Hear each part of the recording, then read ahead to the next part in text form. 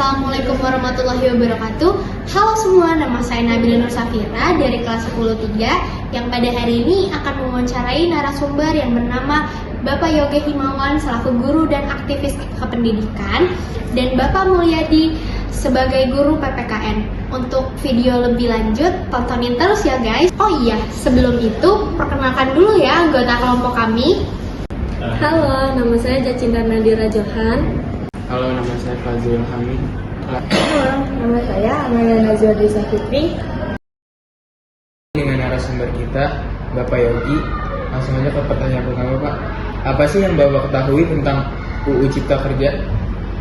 Ya, Undang-Undang Cipta Kerja itu kan sebenarnya rancangan Omnibus Law ya. Jadi Omnibus Law itu bisa dibilang adalah menyederhanakan regulasi dari beberapa undang-undang terkait dengan investasi dan ketenagakerjaan.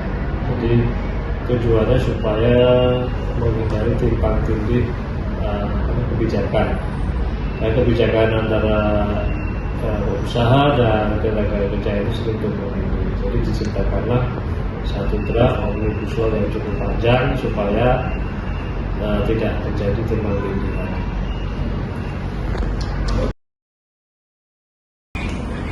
Oke, untuk pertanyaan terakhir ya Pak, yang nomor 3. Apa saja yang diatur dalam UU Cipta Kerja tentang ketenagakerjaan? Baik, jujur ya, Bapak sendiri belum pernah lihat bentuk Undang-Undang Cipta Kerja itu seperti apa. Tapi yang kita coba browsing itu, yang pertama adalah aturan-aturan yang mungkin penerapannya berbeda dengan aturan-aturan sebelumnya. Di antaranya kedudukan atau status pekerja, ya. Karena kan seperti kita ketahui dalam suatu organisasi perusahaan itu ada struktur, ada pekerja tetap, betul, ada pekerja kontrak, ada juga mitra yang kita sebut dengan pekerja outsourcing. Ini sosialisasi yang tidak baik, tidak sempurna ini, ya, diantaranya adalah aturan tidak ada lagi karyawan tetap, ya. Jadi Undang-Undang Cipta itu mengatur tidak ada lagi karyawan tetap, termasuk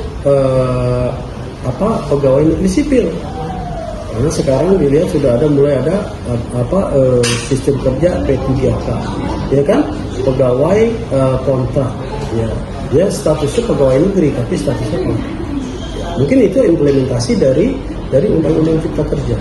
Itu yang pertama, status karyawan. Yang kedua, hak-hak karyawan yang selama ini dilindungi. Apa itu?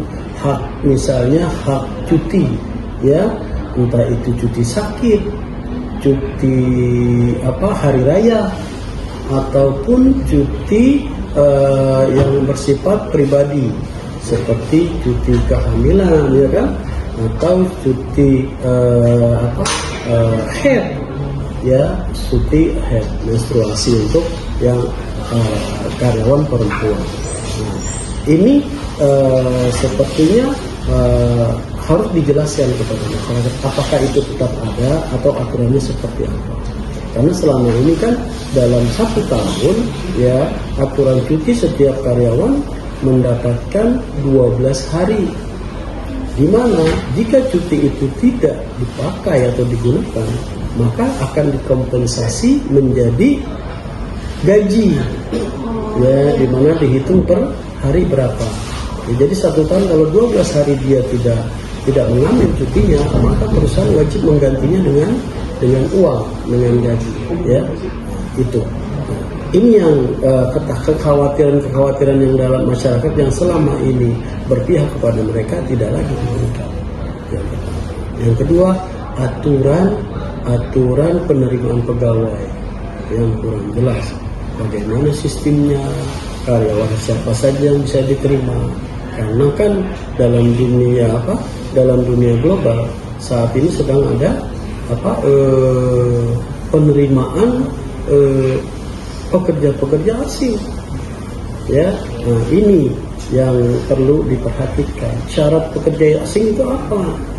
Kalau misalnya kemampuan kalau misalnya kemampuan rakyat itu sama dengan kemampuan rakyat, buat apa kita memasukkan tenaga kerja asing? Sementara angka pengangguran kita semakin lama semakin meningkat, angka persaingan semakin meningkat.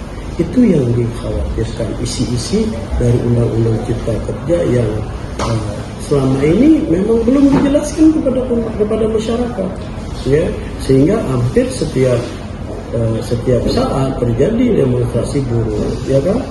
Kalau ada demonstrasi pasti ada yang dirugikan. Kenapa?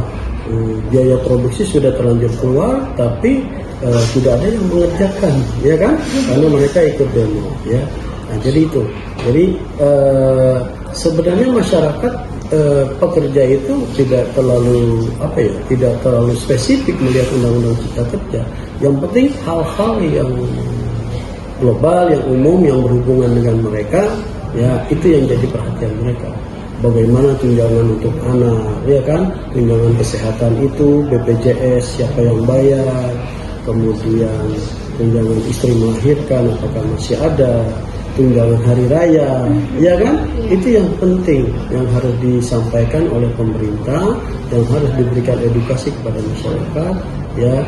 Nah, di samping itu aturan UMR, tahu UMR apa? Upah minimum regional, ya, harus disesuaikan, ya, apakah masih tetap berlaku atau tidak, ya. Nah, jadi karena Undang-Undang Cipta Kerja ini sudah disahkan oleh Presiden, maka rakyat dan pekerja Indonesia wajib mematuhinya, ya, wajib mematuhinya. Ini khawatir, ya, kenapa? Karena selama tidak ada konflik, ya mungkin bisa biasa-biasa saja. Tapi kan dalam perjalanan waktu, ya, apalagi hubungan kerja, ya, khawatirnya nanti terjadi friksi, ya kan? Terjadi benturan kepentingan antara pekerja dan pengusaha, ya. Nah, ini yang harus diminimalisir oleh Undang-Undang Cipta Kerja itu sendiri, ya. Nah, Bapak rasa itu, ya. Baik. Nah, itu dia tadi guys video menurut kedua narasumber kami, yaitu Bapak Yogi dan Bapak Mulyadi. Mungkin sampai sini saja video interview dari kami. Kurang lebihnya mohon maaf. Wassalamualaikum warahmatullahi wabarakatuh. Bye.